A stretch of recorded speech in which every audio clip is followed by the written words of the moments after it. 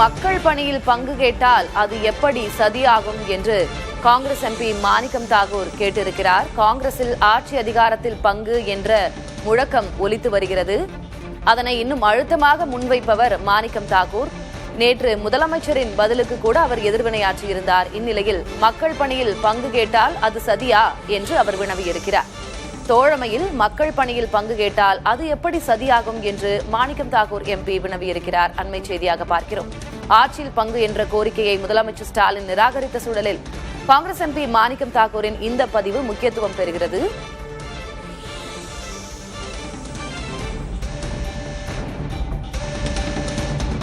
நேற்றே அவர் தனது சமூக வலைதள பக்கத்தில் கூட்டணி ஆட்சியா ஒரு கட்சி ஆட்சியா என்பதனை மக்கள் முடிவு செய்வார்கள் என்று பதிவிட்டிருந்தார். 2006ஆம் ஆண்டு அந்த வாய்ப்பினை தவறவிட்டது காங்கிரசின் தவறு என்றும் பதிவிட்டிருந்தார்.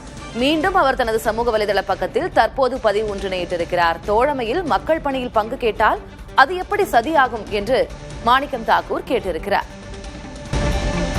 ஆட்சி அதிகாரத்தில் பங்கு என்ற குரல் தொடர்ந்து காங்கிரஸ் கட்சியில் ஒலித்து வருகிறது. இந்நிலையில் நேற்று முதலமைச்சர் இது தொடர்பாக பதிலளிக்கும் போது தமிழ்நாட்டிற்கு கூட்டணி ஆட்சி ஒத்து வராது என்று கூறியிருந்தார். அதற்கு அடுத்த நிமிடமே மாணிக்கம் தாகூர் எம்பி அதற்கு எதிர்வினையாற்றியிருந்தார். கூட்டணி ஆட்சியா ஒரு கட்சி ஆட்சியா என்பதனை மக்கள் முடிவு செய்வார்கள் என்று பதிவிட்டிருந்தார். தற்போது மீண்டும் அது தொடர்பாக அவர் பதிவிட்டிருக்கிறார். ஆட்சியில் பங்கு என்ற கோரிக்கையை முதலமைச்சர் ஸ்டாலின் நிராகரித்த சூழலில் தோழமையில் மக்கள் பணியில் பங்கு கேட்பது எப்படி சதியாகும் என்று மாணிக்கம் தாகூர் எம்பி வினவும் வகையில் தனது சமூக வலைதள பக்கத்தில் பதிவிட்டிருக்கிறார். அண்மை செய்தியாக பார்க்கிறோம்.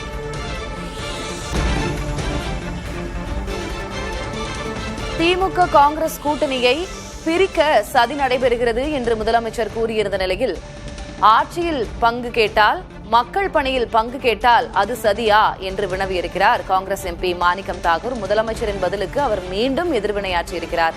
கூடுதல் விவரங்களை வழங்குவதற்காக செய்தியாளர் ராஜ்குமார் இணைந்திருக்கிறார்.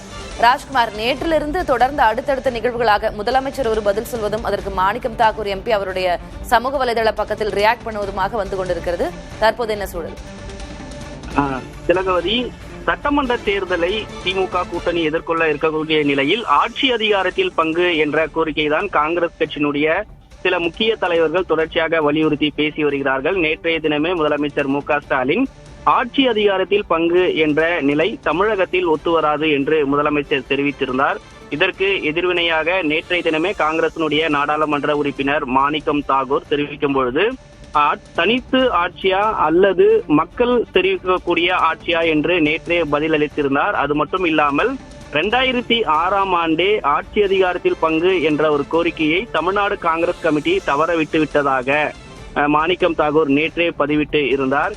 இந்த நிலையில் முதலமைச்சர் மு.க. ஸ்டாலின் தெரிவித்திருந்த கருத்துக்கு இன்றைய தினம் கூட காங்கிரஸ் கட்சியினுடைய நாடாளுமன்ற உறுப்பினர் மாணிக்கம் தாகூர் தோழமையில் மக்கள் பணியில் பங்கு கேட்டால் அது எப்படி சதியாகும் என்று முதலமைச்சர் மு.க. ஸ்டாலினுக்கு பதில் அளிக்கக்கூடிய விதமாக மாணிக்கம் தாகூர் தன்னுடைய சமூக வலைதள பக்கத்தில் பதிவிட்டிருக்கிறார். அதாவது மக்கள் பணியில்தான் நாங்கள் பங்கு கேட்கிறோம் என்ற ஒரு கருத்தை அவர் பதிவிட்டிருக்கிறார். அது சதியாகாது என்ற ஒரு பதிலை முதலமைச்சர் மு.க. ஸ்டாலினுக்கு தெரிவிப்பது போன்ற ஒரு கருத்தை பதிவிட்டிருக்கிறார். தொடர்ச்சியாக ஏற்கனவே இந்த விவகாரத்தில் முதலமைச்சர் மு.க. ஸ்டாலின் தான் இறுதி முடிவை எடுப்பார் என்று கூட்டணி கட்சியில் பேசி வந்த நிலையில் ஆட்சி அதிகாரத்தில் பங்கு தமிழகத்தில் ஒத்துவராது என்று முதலமைச்சர் நேரடியாக பதிலளித்திருந்த நிலையிலும் காங்கிரஸ் கட்சியிலிருந்து நாடாளுமன்ற உறுப்பினர் மாணிக்கம் தாகூர் தொடர்ச்சியாக இதில் கருத்து பதிவிட்டு வருவது பார்க்க முடிகிறது. ராஜ்குமார், புதிய தலைமுறைக்கு பேட்டி அளித்திருந்த போது மாணிக்கம் தாகூர் கூறியிருந்தது, அதற்காக திமுக காங்கிரஸ் கூட்டணியிலிருந்து பிளவெல்லாம் இல்ல, நாங்க திமுகவுடன் தான் பயணிக்கிறோம் என்பதாகவும் பேசியிருந்தார். அதே நேரத்தில் முதலமைச்சருடைய இந்த கூட்டணி ஆட்சி அல்லது ஆட்சி அதிகாரத்தில் பங்கு தொடர்பான அவருடைய பதிலுக்கும் தொடர்ந்து எதிர்வினையாற்றியே வருகிறார். இதை என்னென்ன புரிஞ்சுக்கலாம்? காங்கிரஸ் என்னதான் எதிர்பார்க்கிறது? காங்கிரஸ் கட்சி 3 மாதங்களுக்கு முன்னதாகவே ஆட்சி அதிகாரத்தில் பங்கு என்ற ஒரு கோரிக்கையை மாணிக்கம் தாகூர், அதே போன்று பிரவீன் சக்கரவர்த்தி உள்ளிட்ட ஒரு சில நிர்வாகிகள் தொடர்ச்சியாக இதை வலியுறுத்தி வந்திருந்தார்கள். இதற்கு திமுக தரப்பிலிருந்தும் பதிலடி கொடுக்கக்கூடிய வகையில் அமைச்சர்கள் KN நேரு, ராஜகண்ணப்பன் உள்ளிட்டவர்களும் தொடர்ச்சியாக இதற்கு பதிலளித்து வந்தார்கள். காங்கிரசினுடைய மாநில தலைவர் செல்வ பெருந்தகை சமீபத்தில் பேசும்போது இந்த விவகாரத்தில் யார் கருத்து சொல்லியிருந்தாலும் தமிழ்நாட்டில் கூட்டணிக்கான தலைமை முதலமைச்சர் மு.க. ஸ்டாலின் தான். அவர்தான் இதில் நேரடியாக முடிவெடுப்பார் என தெரிவிக்கப்பட்டிருந்தது. ஒரு 3 மாதங்களாக இது ஒரு விவாத பொருளாக திமுக கூட்டணியில் இருந்த நிலையில் நேற்றைய தினமே முதலமைச்சர் மு.க.ஸ்டாலின் தமிழ்நாட்டில் ஆட்சி அதிகாரத்தில் பங்கு என்று ஒத்துவராது என்று இதற்கு முற்றுப்புள்ளி வைக்கக்கூடிய வகையில் முதலமைச்சர் மு.க.ஸ்டாலின் பேசியது இதில் ஒரு திமுக கூட்டணி தலைமைக்கு ஒரு தகவல் சொல்லக்கூடிய வகையில் இருந்தது. ஆனாலும் மீண்டும் மாணிக்கம் தாகூர், பிரவீன் சக்கரவர்த்தி தொடர்ச்சியாக இந்த கருத்துக்களை வெளிப்படுத்தி வருகிறார்கள்.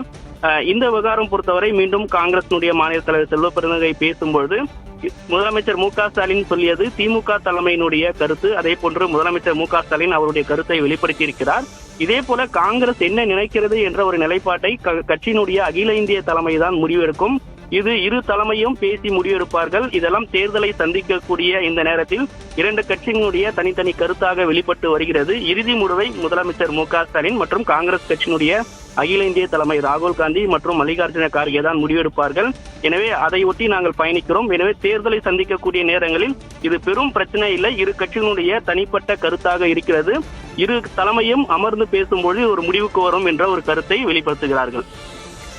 ராகுல் காந்தியிடம், அதாவது காங்கிரஸ் தேசிய தலைமையிடம் நாங்கள் எங்கள் கருத்தை தெரிவித்திருக்கிறோம் அப்படின்னு காங்கிரஸ் தலைவர்கள் தரப்புல இருந்து சொல்லப்பட்டது.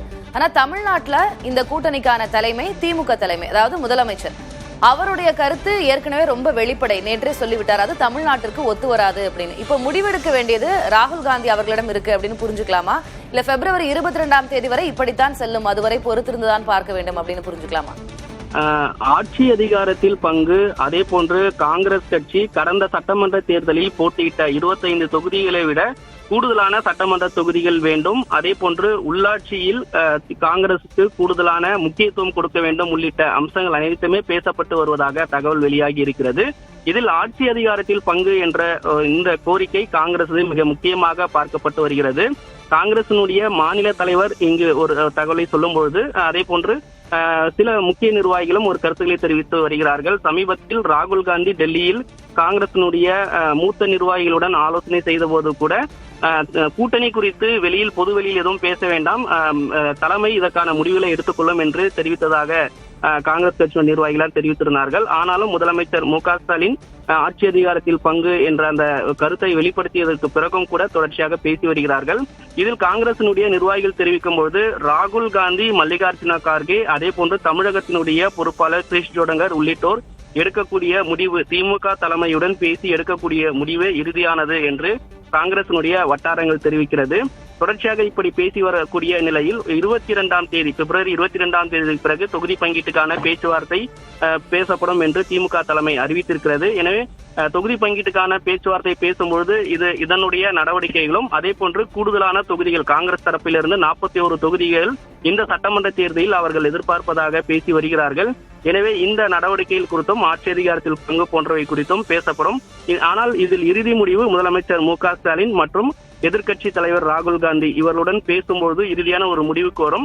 தொகுதி பங்கீடு இறுதி செய்யக்கூடிய நேரத்தில் இதெல்லாம் ஒரு சமரசமான ஒரு சூழலுக்கு வரும் என்று காங்கிரஸ் தரப்பிலிருந்து தெரிவிக்கிறாங்க. திலகவதி. ராஜ்குமார், நீங்க சொன்ன மாதிரி கடந்த 17ஆம் தேதி டெல்லியில் நடைபெற்ற கூட்டத்துல பொதுவெளியில் இது குறித்து யாரும் பதிவிடவோ பேசவோ வேண்டாம் அப்படின்னு காங்கிரஸ் தலைமை அறிவுறுத்தி இருந்தது. ஆனால் அதற்கு யாரும் கட்டுப்பட்டதாக தெரியவில்லை. பிரவீன் சக்கரவர்த்தி ஆகட்டும், திரு மாணிக்கம் தாக்கூர் அவர்களாகட்டும் பொதுவெளியில் தான் இந்த கருத்துக்களை பகிர்ந்து வருகிறார்கள். ஒருபுறம் இப்படி இருக்க திமுக தலைமை இதனை எப்படி கையாள்கிறது? திமுக தலைமை ஏற்கனவே இது தொடர்பாக காங்கிரஸ் கட்சியிலிருந்து டிசம்பர் 3ஆம் தேதியே தமிழகத்தினுடைய பொறுப்பாளரும் கூட்டணிக்கு, அதாவது காங்கிரசினுடைய தொகுதி பங்கீட்டுக்கான பேச்சுவார்த்தை குழு தலைவராக இருக்கக்கூடிய கிரீஷ் ஜோடங்கர் உள்ளிட்டவர்களுடன் ஏற்கனவே ஆலோசனை நடத்தியிருந்தார்கள். அதற்கு பிறகு காங்கிரஸ் கூட்டணி குறித்து பொதுவெளியில் பேச வேண்டாம் என அறிவித்திருந்தார்கள். ஆனாலும் திமுக தலைமை தேர்தலுக்கான பணிகள் உள்ளிட்டவைகளில் கவனம் செலுத்தி வந்திருந்தார்கள். முதலமைச்சர் மு.க.ஸ்டாலின் இதை நேரடியாகவே காங்கிரசுடன் நடைபெறக்கூடிய பேச்சுவார்த்தை குறித்து இறுதி முடிவெடுப்பார் என்று தெரிவிக்கப்பட்டிருந்தது. எனவே அதன் அடிப்படையில் இதற்கான பணிகள் நடைபெற்று வருகிறது. நேற்றைய தினம் கூட முதலமைச்சர் மு.க.ஸ்டாலின் ஆட்சி அதிகாரத்தில் பங்கு என்ற நிலை தமிழகத்தில் ஒத்துவராது என்ற கருத்தை வெளிப்படுத்தியிருக்கிறார். எனவே திமுக தலைமை தேர்தலுக்கான பணிகளை மேற்கொள்வதும் காங்கிரஸ் உள்ளிட்ட கூட்டணி கட்சிகளை தொகுதிகளை இறுதி செய்யக்கூடிய அனைத்து நடவடிக்கையும் முதலமைச்சர் பார்த்துக் கொள்வார் என்று தலைமை தெரிவித்திருக்கிறது. அதன் அடிப்படையில் அதற்கான பணிகளை செய்து வருகிறார்கள். விவரங்களுக்கு நன்றி ராஜ்குமார்.